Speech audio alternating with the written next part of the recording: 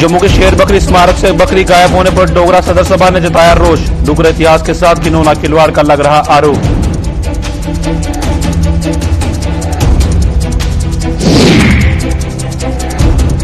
परिसीमन की प्रक्रिया में जम्मू के साथ फिर न हो भेदभाव। पैंथर्स पार्टी ने दी आयोग को साफ शब्दों में चेतावनी। कश्मीर के प्रति अब न हो तुष्टीकरण।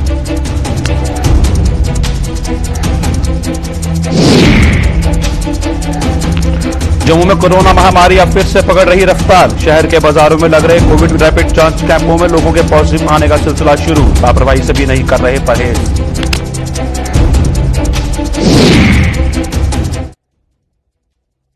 की खास खबरों में आपका स्वागत है। मैं हूं साहिल केरनी। चलिए शुरुआत करते हैं खबरों की।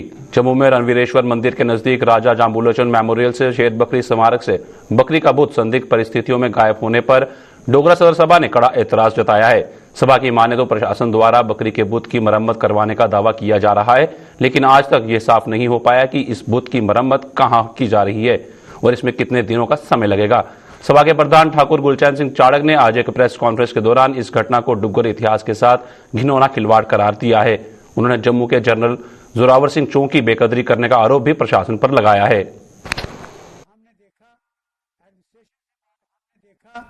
एडमिनिस्ट्रेशन से बात की कि कैसे गायब हुआ और बाद में पता लगा कि गवर्नमेंट ने जवाब देना शुरू किया कि उसको रिपेयर के लिए भेजा है।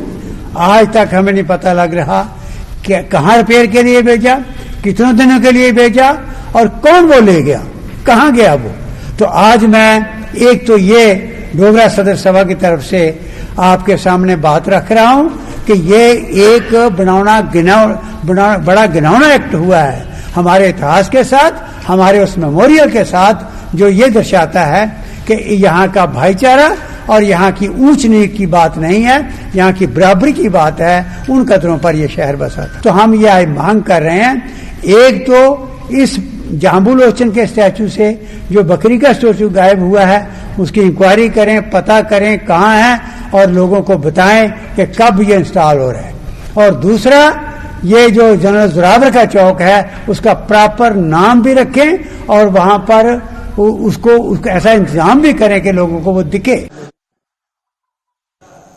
पैंथर्स पार्टी ने 20 दिसंबर को परिसीमन आयोग के सहयोगी सदस्यों की होने जा रही बैठक का हवाला देते हुए जम्मू सूबे के साथ भेदभाव न किए जाने की जरूरत पर बल दिया। पैंथर्स चेयरमैन हर्षदेव सिंह ने कहा कि मानदंडों के हिसाब से कश्मीर के मुकाबले जम्मू की सीटें ज्यादा बनती हैं और इसमें अब कोई भेदभाव नहीं होना चाहिए। हर्षदेव सिंह ने आशंका जताई कि कश्मीर खित्ते को अभी भी प्राथमिकता दी जा रही है, जिसे अब किसी भी सूरत में बर्दाश्त नहीं किया जाएगा। डिलिमिटेशन कमीशन ने 20 दिसंबर को एसोसिएट मेंबर्स के साथ मीटिंग रखी है, जिसमें असेंबली कॉन्स्टिट्यूएंसीज की डिलिमिटेशन के बारे में फैसला होना है। हम ये मांग करते हैं कि जम्मू की सीटें कश्मीर से ज्यादा बनती हैं क्राइटेरिया के हिसाब से, लेकिन कम से कम बराबर की सीटें जम्मू को मिलनी चाहिए। ऐसा माना जा रहा है कि कश्मीर को अभी भी प्राथमिकता दी जा रही है और ज्यादा सीटें दी जा रही हैं, जो सरासर गलत होगा और अनएक्सेप्टेबल होगा। और स्पष्ट एक पैगाम है डिलिमिटेशन कमीशन को और भारतीय जनता पार्टी की सरकार को कि कम से कम बराबर की सीटें जम्मू की मिलनी चाहिए। 90 में से 45 सीटें कम से कम जम्मू खित्ते को मिलनी चाहिए। ये आज के दिन हम एक पैगाम डिलिमिटेशन कमीशन और भारतीय जनता। जम्मू में अब रोजाना सामने आ रहे कोरोना संक्रमितों के मामलों के मद्देनजर स्वास्थ्य विभाग ने कोविड टेस्टिंग की प्रक्रिया में तेजी ला दी है। स्वास्थ्य विभाग की टीमें अब विभिन्न बाजारों में कैंप लगाकर दुकानदारों के अलावा अन्य लोगों की रैपिड टेस्टिंग करने में जुट गई हैं। शहर के पकड़ंगा इलाके में आज एक ऐसा ही कैंप लगाया गया, जिसमें दुकानदारों ने अपना पूरा सहयोग दिया। खास बात यह है कि रैपिड टेस्टिंग के दौरान कुछ लोग पॉजिटिव भी पाए गए, जिन्हें नियम के मुताबिक आइसोलेट कर दिया गया। 35 टेस्ट कर दिए हैं, जिसमें से 6 पॉजिटिव आ गए हैं। अभी हम उन्हीं का प्रोटोकॉल फॉलो करें, एसओपी फॉलो करें। जिन्होंने मास्क नहीं पहना उनको अंडर सुपरविजन ले रहे हैं और उनको बोल रहे हैं कि आप एसओपी फॉलो करो और उनके टेस्ट करें। मैक्सिमम वो लोग यहाँ पे पॉजिटिव आए हैं जिन लोगों की वैक्सीनेशन नहीं हुई है, जो नॉन वैक्सीनेटेड है। जो वैक्सीनेटेड है उसमें से भी पॉजिटिव आए हैं, बट उनका रेशो कम है एज कम्पेयर टू जो नॉन वैक्सीनेटेड है, वो ज्यादा पॉजिटिव निकल रहे हैं। ये पक्काडंगा ओल्ड पोस्ट ऑफिस के पास ये कैंप लगाया है। हमें ये फोन आया था कॉर्पोरेट राहुल सर ने बोला था यहाँ पे टेस्टिंग के लिए। कोरोना संक्रमण के लगातार बढ़ते मामलों के बाद कठुआ जिला प्रशासन सतर्क हो गया है। कोरोना संक्रमण को फैलने से रोकने के लिए प्रशासन ने सार्वजनिक स्थलों पर भी सख्ती बढ़ा दी है और कोरोना गाइडलाइन का उल्लंघन करने वालों के खिलाफ कार्रवाई की जा रही है। जिला पुलिस कस्बे के विभिन्न इलाकों में नाके लगाकर लोगों की जांच कर रही है और बिना मास्क के बाहर निकलने वाले लोगों के खिलाफ कार्रवाई करते हुए उनके चालान काट रही है।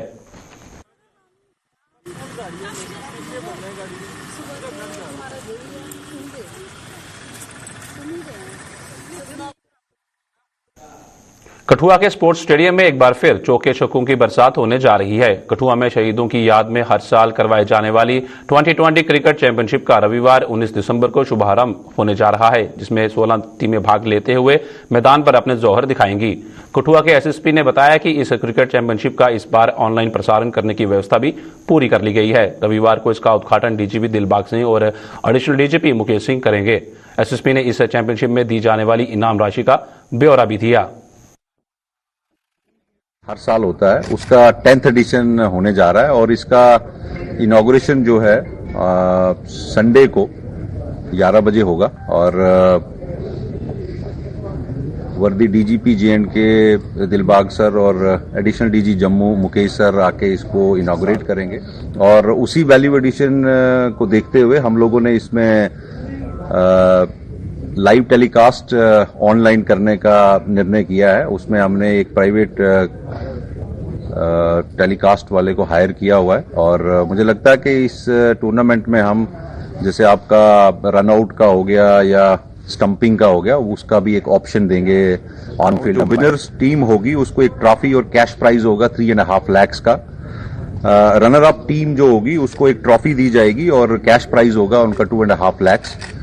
मैन ऑफ द सीरीज जो भी प्लेयर आएगा उसको हम एक आल्टो कार देंगे और एक मोमेंटो देंगे और इसी तरह से मैन ऑफ द फाइनल्स होगा, best bowler of the championship होगा, best batsman of the championship होगा, मैन ऑफ द मैच जो लीग मैचेस होंगे हमारे उनमें 2000 रुपए का कैश रिवार्ड होगा और एक मोमेंटो दिया जाएगा उस प्लेयर को जो लीग मैचेस में बेस्ट परफॉर्मेंस देगा।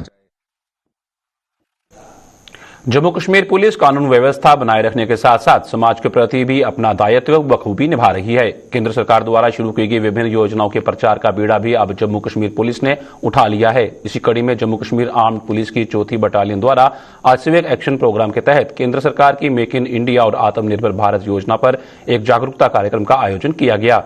बिश्ना के गवर्नमेंट डिग्री कॉलेज में आयोजित इस कार्यक्रम के दौरान कॉलेज के बच्चों ने मंच पर इन दोनों योजनाओं पर अपने अपने विचार रखे। Additional DGP security ST Singh Jamwal इस मौके पर मुख्य अतिथि रहे, जिन्होंने कहा कि जब तक देश आत्मनिर्भर नहीं बनता तब तक देश विकास नहीं कर सकता। देश को विकास के शिखर पर पहुंचने के लिए देश को आत्मनिर्भर बनाना जरूरी है। किस तरीके से एक कंस्ट्रक्टिव एक्टिविटी में पार्टिसिपेट कर सकती है, कोई एक ऐसा मैसेज जो है सोसाइटी में कैरी कर सकती है, उसी सिलसिले में हम इस किस्म की एक्टिविटीज करते हैं और आज उसी की एक कड़ी है। आज इन्होंने बड़ा अच्छा एक टॉपिक जो था आत्मनिर्भर भारत, उसके ऊपर एक स्ट्रेस था। यहाँ बच्चों ने बड़ी अच्छी डिबेट्स की, उन्होंने अपने ख्यालात इजहार किया, बड़ी अच्छी तरीके से प्रोग्राम कंडक्ट किया और साथ में साथ एक यहाँ पे डिस्कोर्स चला कि किस तरीके से भारत को आत्मनिर्भर बनना चाहिए। बिकॉज कोई भी कंट्री जो है डेवलप तब तक नहीं कर सकता, उसकी इंडिपेंडेंट एग्जिस्टेंस और इंडिपेंडेंट पॉलिसी नहीं बन सकती जब तक उनमें सेल्फ सफिशिएंसी ना हो। और आजकल जैसे इन कोरोना काल में एक आत्मनिर्भरता का जो है वो और ज्यादा निखर के सामने आया है इसकी इम्पोर्टेंस, क्योंकि आपने देखा है कि जब कोरोना शुरू हुआ उस वक्त भारत जो है इसका जो पीपीई था, पर्सनल प्रोटेक्टिव इक्विपमेंट, और उसका जो बाकी इक्विपमेंट मेडिकल इक्विपमेंट था, हम उसमें सफिशिएंट नहीं थे। पर हम इतनी डायनेमिक कंट्री हैं और इतना डायनेमिक हमारी इकोनॉमी है कि हमने बड़ी जल्दी ही उसमें अडाप्ट किया और आज हम देश इस जो कोरोना की जो पीपीई और जो बाकी उनका इक्विपमेंट है उसका हम एक्सपोर्ट भी कर रहे हैं। कुपवाड़ा के भाजपा कार्यकर्ता द्वारा एक एसपीओ पर की गई टिप्पणी के विरोध में आम आदमी पार्टी की ट्रेड यूनियन ने जम्मू प्रदर्शन किया। प्रदर्शन की अगुवाई कर रहे सेवा सिंह ने भाजपा कार्यकर्ता की इस टिप्पणी की निंदा की और भाजपा प्रदेश अध्यक्ष रविंदर रैना से इस टिप्पणी को लेकर जवाब देने और इस कार्यकर्ता के खिलाफ कार्रवाई करने की मांग की। उन्होंने चेतावनी दी कि अगर 24 घंटों के भीतर माफी न मांगी तो वो भाजपा के इस कार्यकर्ता के खिलाफ एफआईआर दर्ज करवाने को मजबूर हो जाएंगे।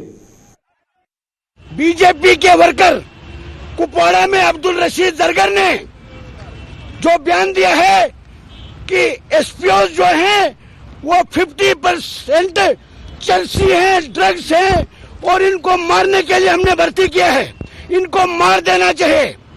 मैं बीजेपी के प्रेसिडेंट रविंदर रैना साहब से यह पूछना चाहता हूं, वो फौरी तौर पर इसकी इंक्वायरी करे। अगर वो बीजेपी वर्कर अब्दुल रशीद जरगर तमाम जम्मू कश्मीर लद्दाख के एसपीओ से माफी नहीं मांगते हैं, 24 घंटे के अंदर अगर माफी नहीं मांगते हैं, आम आदमी पार्टी ट्रेड यूनियन और मेरा अपना पूरा संगठन all India voice of poor peoples FIR लगाने के लिए हमने पूरी तैयारी कर ली है। देश में राष्ट्रीयकृत बैंकों के निजीकरण के लिए केंद्र सरकार द्वारा संसद में अध्यादेश लाने के खिलाफ इंडियन बैंक एसोसिएशन एवं United forum of bank union के आह्वान पर जम्मू कश्मीर में भी बैंक कर्मियों ने आज लगातार दूसरे दिन कामकाज ठप रखकर प्रदर्शन किया। जम्मू में all India bank officers confederation के बैनर तले बैंक कर्मियों ने प्रदर्शन करते हुए सरकार के खिलाफ नारेबाजी की। प्रदर्शन की अगुवाई कर रहे all India bank officers confederation के महासचिव हरिंदर अरोड़ा ने इस कदम की निंदा करते हुए कहा कि सरकार ये फैसला लेकर बैंकों को पूंजीपतियों के हाथों में सौंप रही है।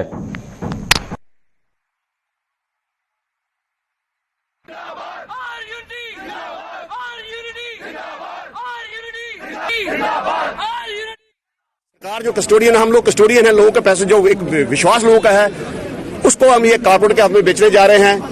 आगे हमारे बहुत सारे प्राइवेट बैंक जो हैं फेल हुए हैं, पीएमसी है, धनलक्ष्मी बैंक है, करार बैंक है, ग्लोबल ट्रस्ट बैंक है, अभी येस बैंक जो फेल हुआ है ये सिर्फ इन कॉर्पोरेट्स की वजह से हुआ है। छोटे छोटे लोन से बैंक नहीं डूबते हैं, बैंक डूबते हैं इन लोनों से जो बड़े बड़े कॉर्पोरेट्स को दिए जाते हैं। हमारा ये मानना है कि जो बैंकिंग सुविधाएं आम आदमी के हाथ से निकाल के, क्योंकि जो प्राइवेट बैंक का जो मैक्सिमम पेनिट्रेशन है वो सिर्फ कार लोन, हाउसिंग लोन हमें है और इसमें अपना पर्सनल लोन वगैरह में होती है इनकी ज्यादातर। एजुकेशन लोन जो हमारा यूथ है, जिसको कि जो इंडिया का टैलेंट है, जो अच्छे मैच्योर स्टूडेंट जो आगे पढ़ना चाहते हैं, उनके लिए एजुकेशन लोन प्राइवेट बैंक्स में नहीं होते हैं। डिमांड ये कि जो हम ये जो प्राइवेटाइजेशन का मूव है हम इसको अपोज कर रहे हैं। हम ये फिर वो कैपिटलिज्म जो मनी वो नहीं चाहते हैं कि ये दोबारा मनी लेंडर्स के हाथ में चले जाए, बैंकिंग सुविधाएं आम आदमी के निकल के उनके हाथों में आ जाए। जम्मू के जीएमसी अस्पताल में भर्ती कोरोना से संक्रमित एक और मरीज जिंदगी की जंग हार गया। इस मरीज की मौत के साथ ही जीएमसी में मौजूदा समय में भर्ती कोरोना संक्रमितों की संख्या अब 8 हो गई है। दूसरी ओर डीआरडीओ अस्पताल में कोविड पॉजिटिव 3 मरीजों को भर्ती करवाया गया है और ये तीनों ही अंतर्राष्ट्रीय यात्री हैं। इन तीनों में हालांकि ओमिक्रॉन की फिलहाल पुष्टि नहीं हो पाई है। स्वास्थ्य विभाग ने एक बार फिर लोगों से कोविड एप्रोप्रिएट बिहेवियर से समझौता न करने और किसी भी तरह के लक्षण दिखने पर कोविड जांच करवाने की अपील की है ताकि संक्रमण को और फैलने से रोका जा सके। अनफॉर्चुनेटली एक पेशेंट जो हमारे पास एडमिटेड थे वो तमाम कोशिशों के बावजूद सरवाइव नहीं कर पाए और उनकी डेथ हो गई। अभी हमारे पास जो कुल पेशेंट्स हैं वो 11 पेशेंट्स हैं, जिनमें से 8 patient government medical college Bakshi Nagar वाले हॉस्पिटल में हैं और 3 पेशेंट जो है डीआरडीओ हॉस्पिटल भगवती नगर में एडमिट है।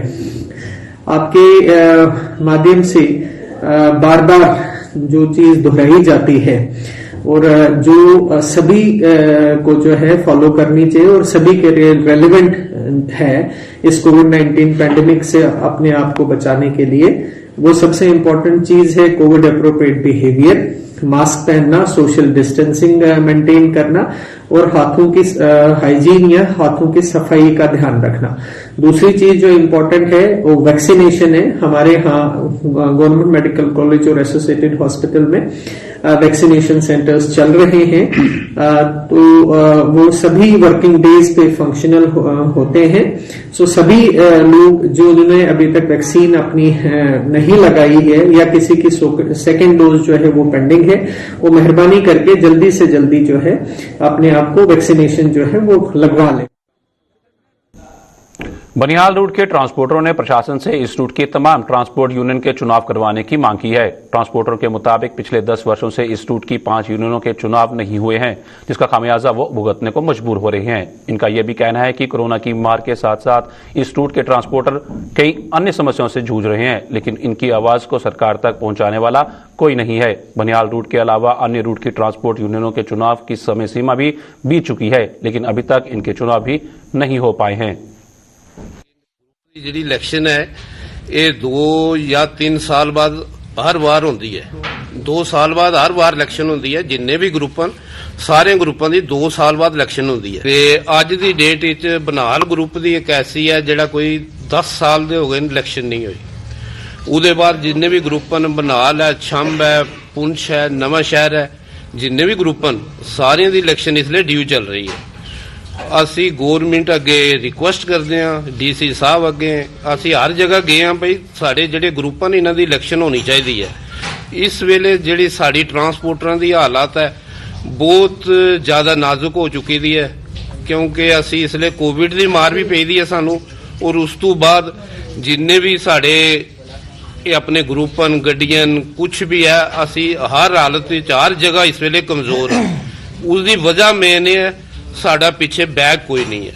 ਸਾਡੇ ਵਜ਼ੀਰ ਸਾਹਿਬ ਚਲੇ ਗਏ, ਸਾਡੇ ਜਿਹੜੇ ਪ੍ਰੈਜ਼ੀਡੈਂਟ ਸਨ ਸਰਦਾਰ ਪ੍ਰੀਤਮ ਸਿੰਘ ਜੀ ਉਹ ਵੀ ਨਹੀਂ ਰਹੇ ਤੇ ਬਾਕੀ ਗਰੁੱਪਾਂ ਦੇ ਜਿਹੜੇ ਹਨ ਉਹਨਾਂ ਦਾ ਵੀ ਇਸ ਲਈ ਜਿਹੜਾ ਪੀਰੀਅਡ ਹੈ अम्फला जानीपुर मार्ग के विस्तारीकरण के कार्य की खबरें स्थानीय दुकानदारों के लिए परेशानी का सबब बन गई हैं। इन लोगों के मुताबिक आए दिन इस मार्ग के विस्तारीकरण को लेकर कई तरह की खबरें आती हैं, जिसके चलते ना तो वो अपनी दुकानों में परिवर्तन करवा पा रहे हैं और ना ही अपने कारोबार को बढ़ा पा रहे हैं। इन दुकानदारों ने सरकार से इस मार्ग के विस्तारीकरण के कार्य के बारे में उन्हें जानकारी देने की मांग की है, ताकि उनमें जो असमंजस की स्थिति बनी हुई है वो दूर हो सके।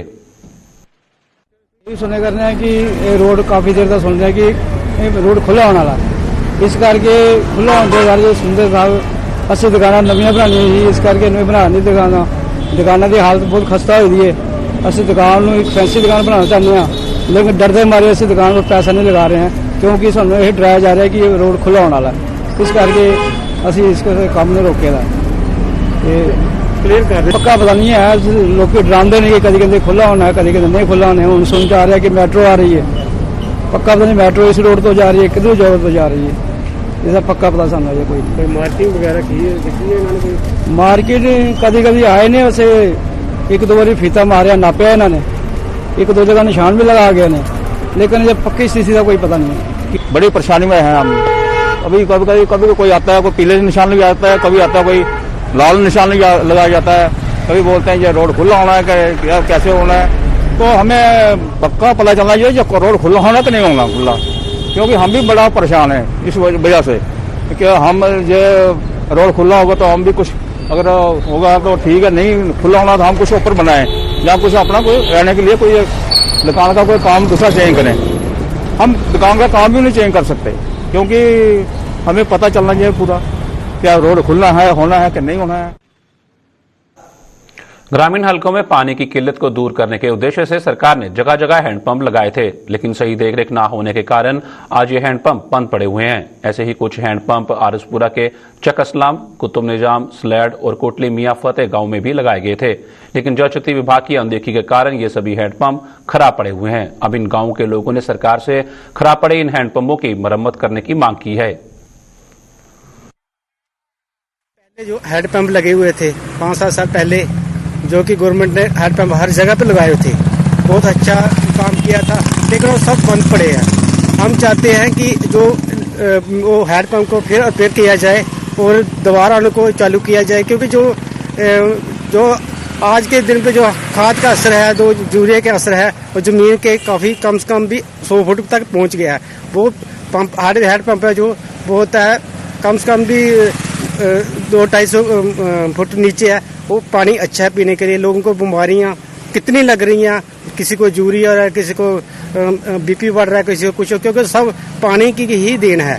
हम चाहते हैं कि वो जल्दी से जल्दी गवर्नमेंट से अपील करते हैं एलजी से कि वो जल्दी से जो हैंडपंप है उनको रिपेयर करके दोबारा चालू किया जाए। गवर्नमेंट से अपील करना चाहता हूँ कि आज से जो पहले 5-7 साल पहले जो हैंडपंप लगवाए थे वो बड़ी अच्छी बात थी, क्योंकि उससे पीने का पानी साफ मिल रहा था। क्योंकि आज जो हमारे रेगुलर जो हमारे घरों में नलके लगे हैं वो लगभग यूरिया है और पानी बिल्कुल खराब हो चुका है।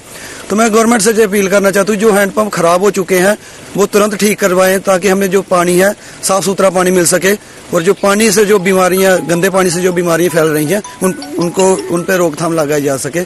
और मेरी गवर्नमेंट से एक बार फिर अपील है कि हैंडपंपों को जल्द से जल्द ठीक करवाएं।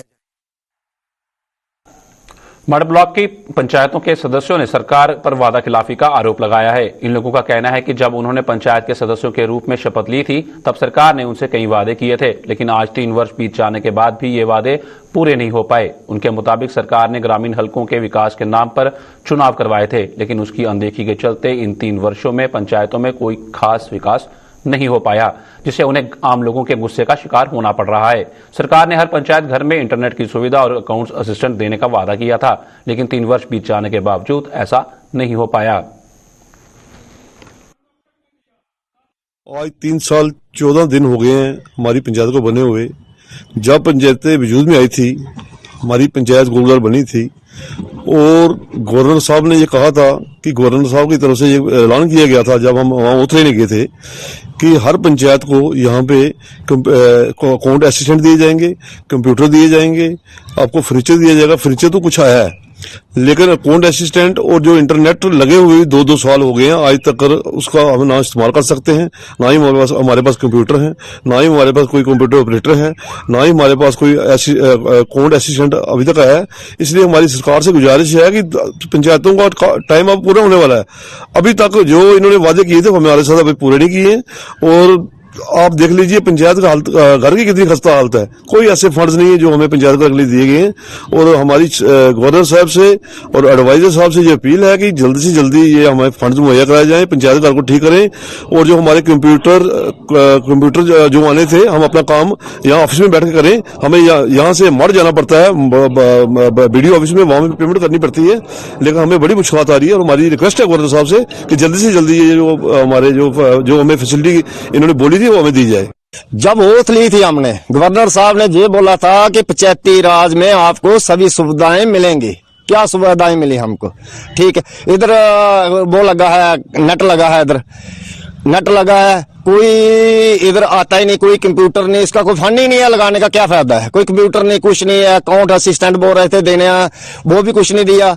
और ये देखो आप 4 द्वारी है, इधर 4 द्वारी करने के लिए कहां से हम पैसा लें? ठीक है, जो इन्होंने काम है वो भी टेंडरिंग कर दी है, उसमें से काम होते ही नहीं। जब टेंडर लगता है तो वो ठेकेदार नहीं आता, जब ठेकेदार आता है तो वो वहां कोई काम नहीं होता। ये क्या है? ये तो बेवकूफ बना रहे हैं ये सरपंचों को। ये तो पंचायती राज नहीं हुआ, ये तो बेवकूफ बनाने वाली बात है। जब भी इलेक्शन आएगी क्या करेंगे, क्या वायदे करेंगे? जो क्या किया हमने, क्या किया? आगे वाले सरपंच जो नेक्स्ट आएंगे, मानेंगे और आएंगे, वो क्या कर पाएंगे लोगों का? कुछ नहीं कर पाएंगे। वो भी ऐसे हाथों में हाथ करके बैठेंगे, कोई कुछ नहीं कर पाएंगे। लोगों की कितनी बातें सुनने को मिलती हैं? बहुत ज्यादा बातें सुनने को पड़ती हैं। लोग तो बहुत कुछ बोल जाते हैं, बहुत कुछ बोलते हैं। क्या करें? हमको दिया क्या गवर्नमेंट ने जो हम लोगों का काम करवा सकें, लोगों की डिमांडें पूरी करें? हमको दिया क्या है उन्होंने? कुछ नहीं दिया। ओथ के समय हमने ये सुना था, हमारे माननीय गवर्नर थे तब, ये अपने सत्यपाल मलिक जी, उन्होंने एक बात कही थी, बड़ी स्पष्ट कही थी। उन्होंने कहा कि पंचायतों के अंदर जो हर सुविधा जो पंचायतों की है, एक जो ऑफिस होता है उसके अकॉर्डिंग हर सुविधा जो पंचायतों को मिलेगी। जैसे आप पहले उन्होंने इंटरनेट के लिए कहा था कि हर पंचायतों में इंटरनेट जो है ये बड़ी जल्द जो है 2-3 महीने के अंदर सैंक्शन करेगा। लेकिन आज 3 साल तो कुछ दिन भी गुजर गए हैं, लेकिन आज तक जो नेट का सिस्टम है, नेट लगा जरूर है, खर्चा जरूर हुआ है, लेकिन उसका काम जो है, उसकी प्रोग्रेस जो है 0 है, क्योंकि उस पर काम करने वाला कोई नहीं नेट पे। इन्होंने अभी अकाउंट असिस्टेंट दिए पंचायतों को, लेकिन अभी तक वो भी इम्प्लीमेंट नहीं हुआ पंचायतों में। अभी तक नहीं देना, पूरा पावर नहीं देना, तो पंचायती इलेक्शन करवाते क्यों है? पंचायतों में कोई भी काम जो है सही ढंग से नहीं हो रहा है। एक तरफ टेंडर पर कर रही है, टेंडरों में टेंडर डलते हैं, कुछ डल नहीं रहे हैं। ऐसी ऊपर से सरकार ने वो डाली हुई है, उस पर लगा दी है, चिन्ह लगा दिए हैं कि ऐसे काम करना है, वैसे काम करना है। ये काम हो ही नहीं पाएंगे पंचायतों में। जम्मू कश्मीर की खास खबरों में फिलहाल इतना ही। दीजिए इजाजत, नमस्कार।